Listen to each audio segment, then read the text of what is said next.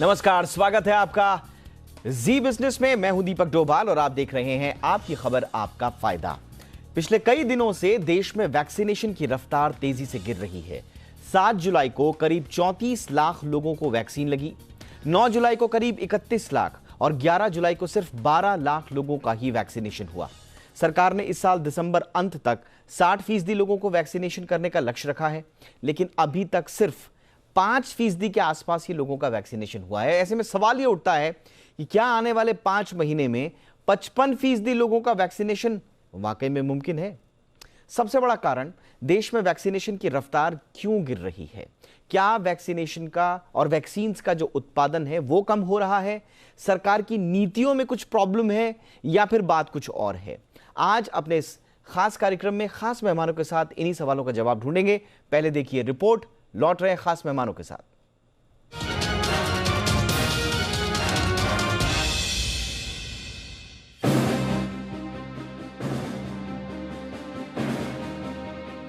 क्या देश में हो गई है वैक्सीन की कमी?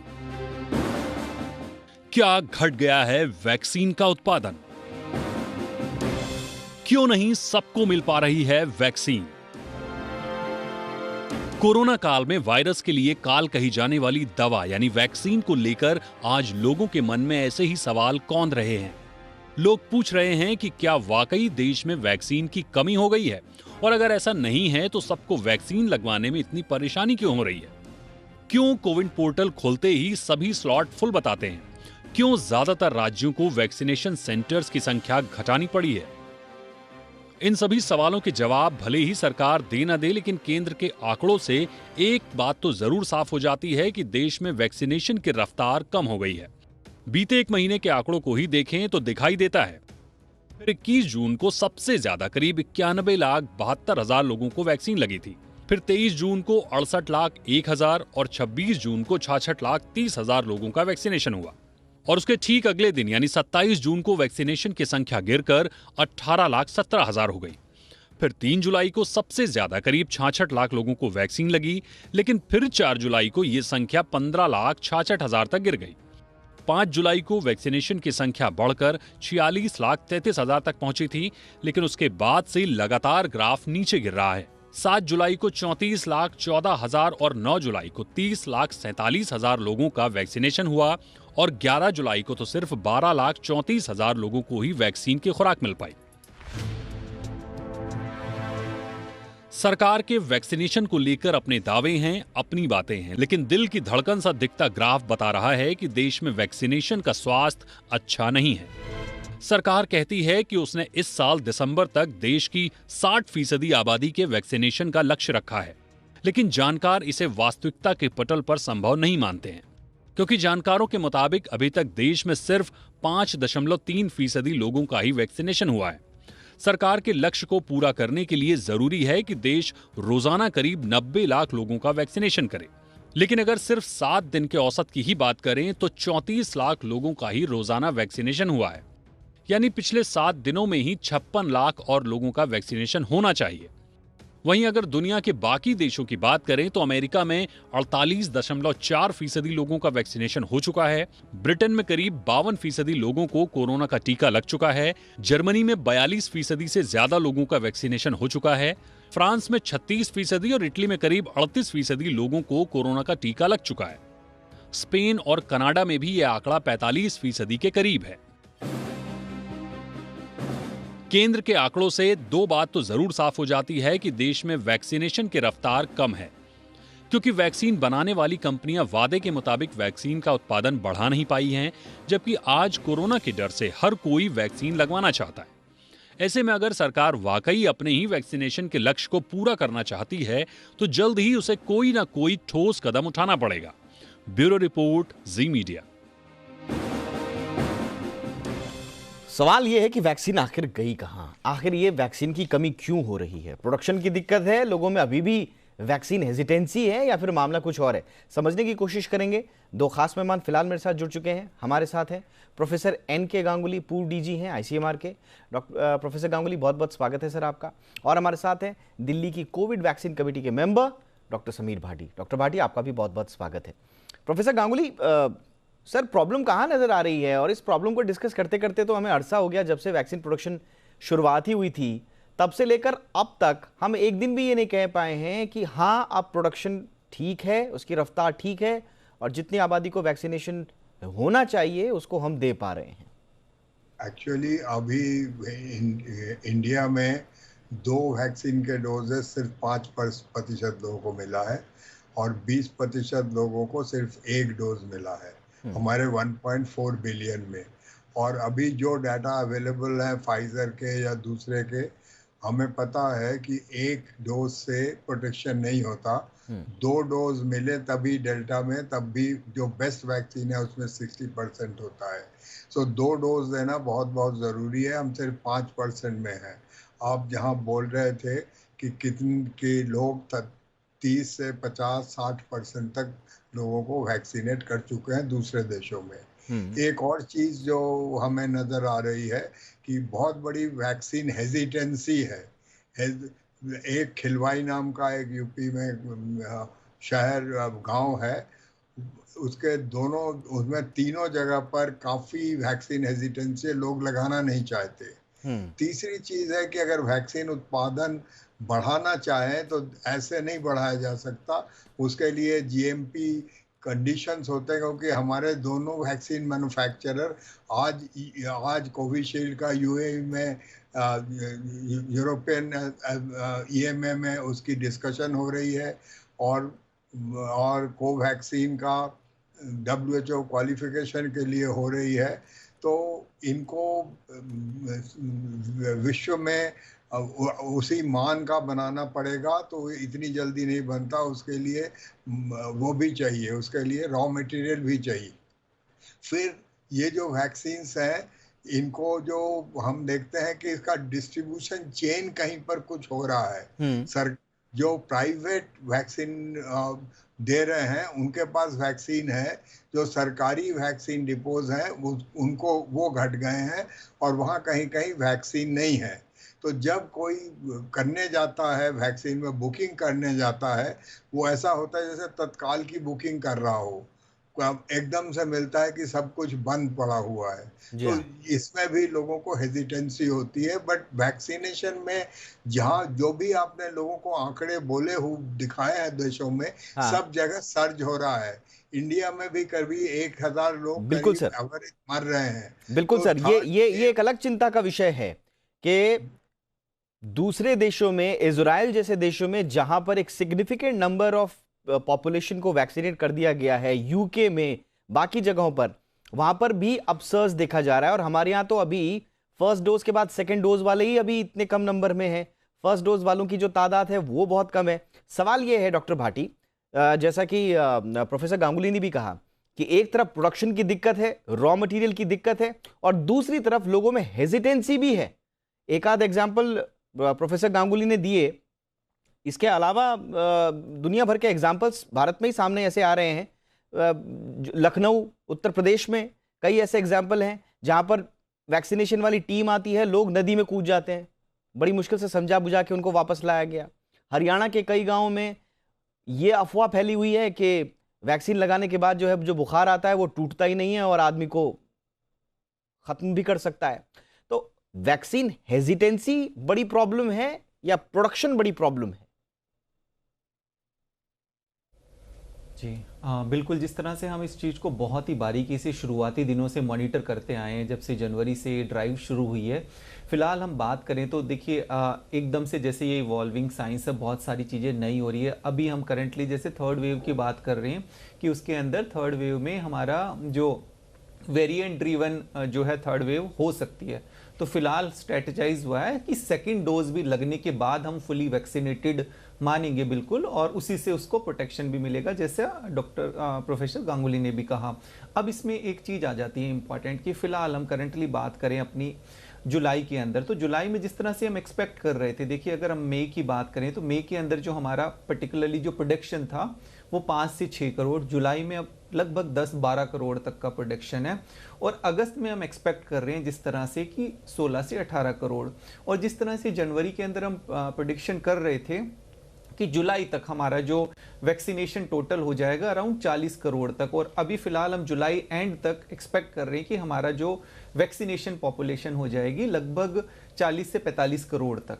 ठीक है, अब इसमें आ गया इंपॉर्टेंट कि अगले 5 महीने हमें 135 करोड़ के करीब जनता को वैक्सीनेट करना है। 135 करोड़ हमें डोज चाहिए होगी, क्योंकि जो हमारा टारगेट है वो 180 करोड़ है। अब वो 180 करोड़ हम जैसे 90 करोड़ की जो बात कर रहे हैं डबल वैक्सीन को, हम सिंगल को अभी इसमें काउंट ही नहीं कर रहे हैं। हाँ तो वो हमारी कैसे पूरी होगी? देखिए, उसको पूरी होने के लिए जिस तरह से हमने जो पूरा इसमें एस्टिमेशन किया है कि हमारी मेन मैन्युफैक्चरर, जिस तरह से डॉक्टर गांगुली ने भी बताया कि कोविशील्ड एंड कोवैक्सीन है।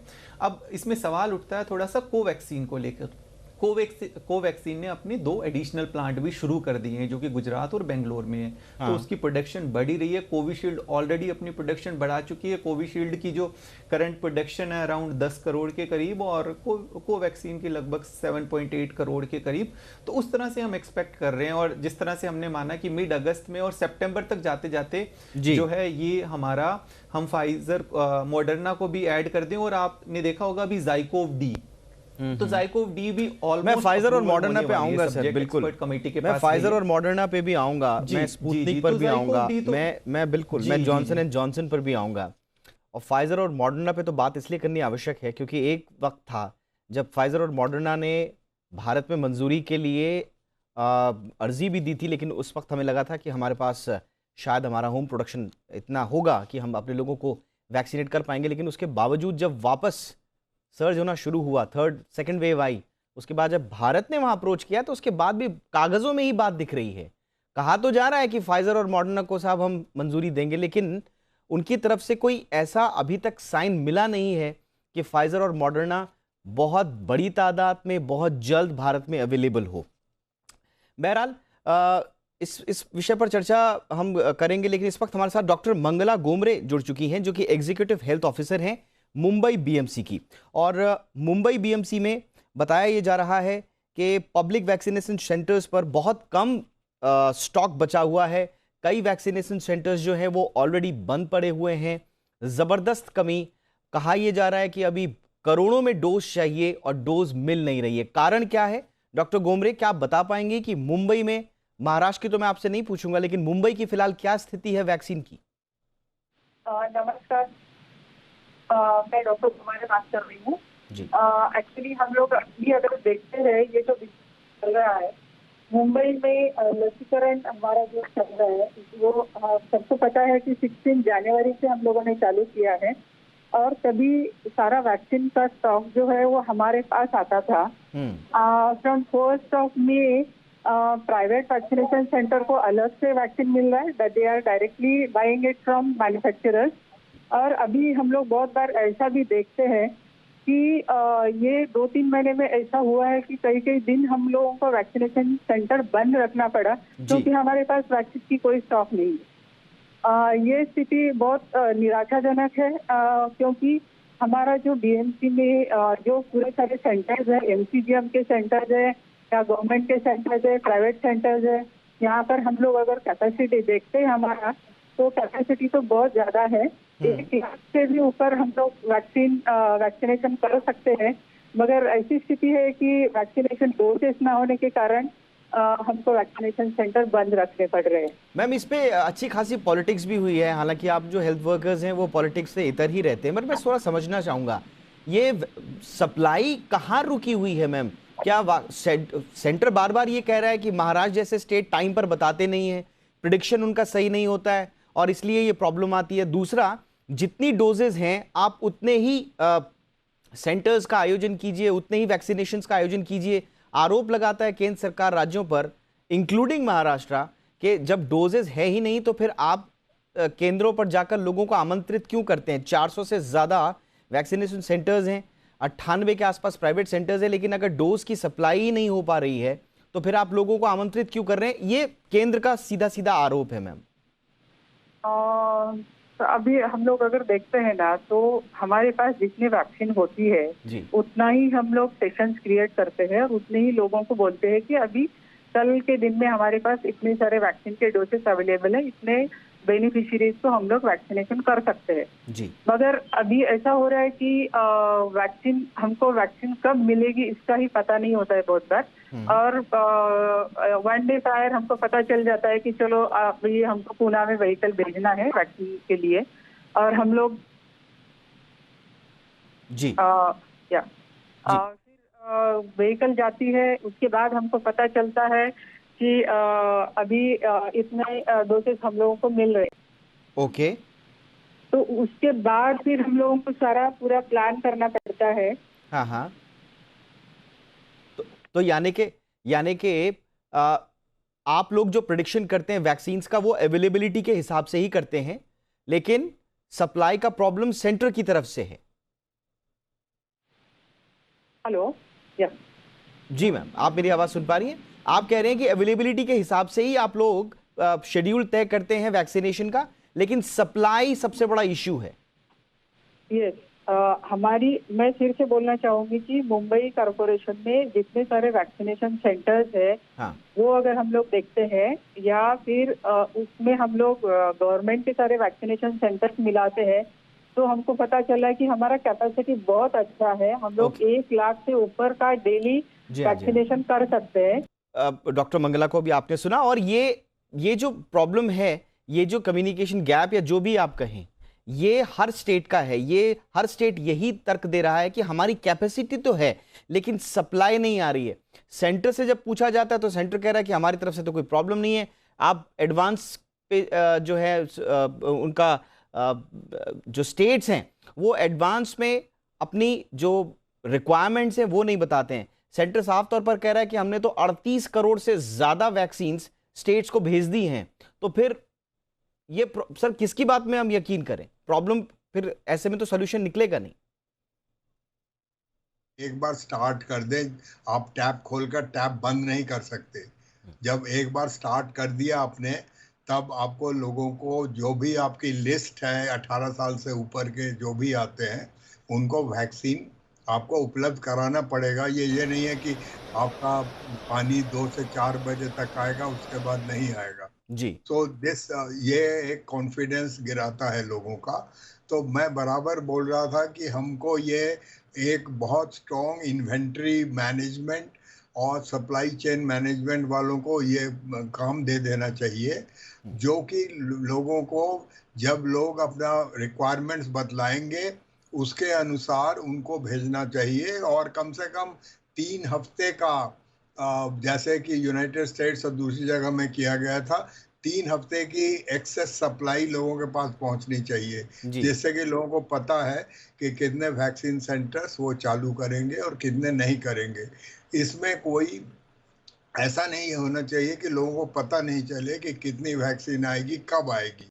तो ये सप्लाई चेन और इन्वेंट्री की बात है, इसको हमें करना पड़ेगा। तीसरी चीज़ है कि हमारे 3 वैक्सीन सप्लायर्स हमारे यहाँ भेजने के लिए राजी थे। हाँ। जैसे एस्ट्राजेनेका है, जैसे नहीं एस्ट्राजेनेका नहीं, जैसे जॉनसन एंड जॉनसन है, मॉडर्ना सिप्ला के साथ एंड फाइजर। एक सिंपल इंडेमिटी क्लॉज के लिए ये नहीं आ रहा है। इंडेमिटी वैक्सीन्स में नहीं लगाई जाती।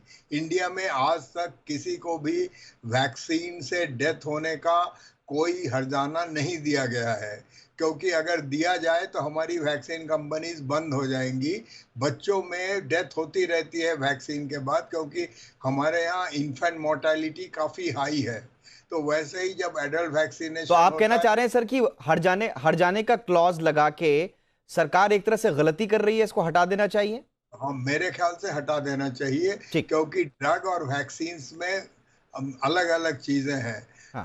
जो वैक्सीन में इंडेमिटी कभी भी हर्जाना हमारे यहाँ पर मेरे अपने हिसाब से कभी नहीं लगा। जब वैक्सीन के बाद डेथ हुई है बच्चों की, कभी किसी को हर्जाना नहीं दिया गया। तो इसलिए हम, और ये जो वैक्सीन है ये लाखों मिलियंस ऑफ लोगों में मिल चुकी है, हमें पता है कि ये सेफ वैक्सीन है। इनमें हमको मैं संक्षेप में डॉक्टर भाटी, और उसके बाद डॉक्टर मंगला के पास भी मुझे जाना है। मैं संक्षेप में डॉक्टर भाटी अब आगे का रास्ता क्या बचता है सरकारों के पास? क्योंकि प्रोडक्शन की जो कैपेबिलिटीज हैं उसके अपनी अब लिमिटेशंस हैं, और सप्लाई चेन की अपनी दिक्कतें, अब फिर रास्ता क्या बचता है संक्षेप में? और डिमांड को हमें देखना पड़ेगा। फिलहाल हमारी जो टारगेट पॉपुलेशन है वो डिवाइडेड है आपकी अर्बन पॉपुलेशन के अंदर और आपका ग्रामीण और आपका आदिवासी वाला। अभी हम जो देख रहे हैं फिलहाल जो हेजिटेंसी है वो ग्रामीण और आदिवासी में है, तो इस वजह से जो डोजेस का जो कंफ्यूजन आ रहा है, अर्बन के अंदर एक्सेप्टेंस अभी ज्यादा है, अभी हेजिटेंसी नहीं है, तो वहां पर उस तरह से डिमांड ज्यादा है पर वहां पर सप्लाई कम है। और रही बात हमारे दूसरे जो क्षेत्र ग्रामीण और आदिवासी, वहां पर अभी डिमांड ज्यादा नहीं है, तो इसलिए हम उसको सप्लाई चेन को हमें करेक्ट करना पड़ेगा। बिल्कुल, सप्लाई चेन को करेक्ट करना होगा, लेकिन सप्लाई की चेन की बात तो हम तब से कर रहे हैं जब से वैक्सीनेशन ड्राइव इस देश में शुरू हुआ है। पहली डोज जिस दिन लगी थी तब से लेकर आज तक अगर हम सप्लाई चेन का प्रॉब्लम ठीक नहीं कर पाए हैं तो हमें लगता है कि कहीं ना कहीं हमारी दिशा गलत है। मैं फटाफट से आखिरी जो रिएक्शन है डॉक्टर मंगला का लेना चाहूंगा। मैम, 1 से 10 जुलाई का मैं देख रहा था मुंबई में प्राइवेट सेंटर्स ने जो है 3,14,371 लोगों को वैक्सीन दी है और जो सरकारी अस्पताल है उन्होंने 2.5 लाख लोगों को दी है। शनिवार और रविवार को बीएमसी और सरकारी वैक्सीनेशंस में सरकारी जो सेंटर्स है वहां पर वैक्सीनेशन ठप पड़ गया, लोग प्राइवेट में जाकर लगाया, 80,000 लगाई। तो ये जो प्राइवेट लोगों को वैक्सीन मिल जा रही है प्राइवेट अस्पतालों को, वो बीएमसी और सरकारी अस्पतालों को क्यों नहीं मिल पा रही है? सर यही चीज़ का हमें पता नहीं है, but we are writing letters to government of India, Maharashtra government कि मुंबई का पॉपुलेशन अगर हम लोग देखते हैं यहाँ पर 1.3 CR मुंबई का पॉपुलेशन है, उसमें 18+ हमको 90 लाख लोगों का वैक्सीनेशन करना है और उसके लिए हमें पूरा 1.8 लाख डोसेस की आवश्यकता है।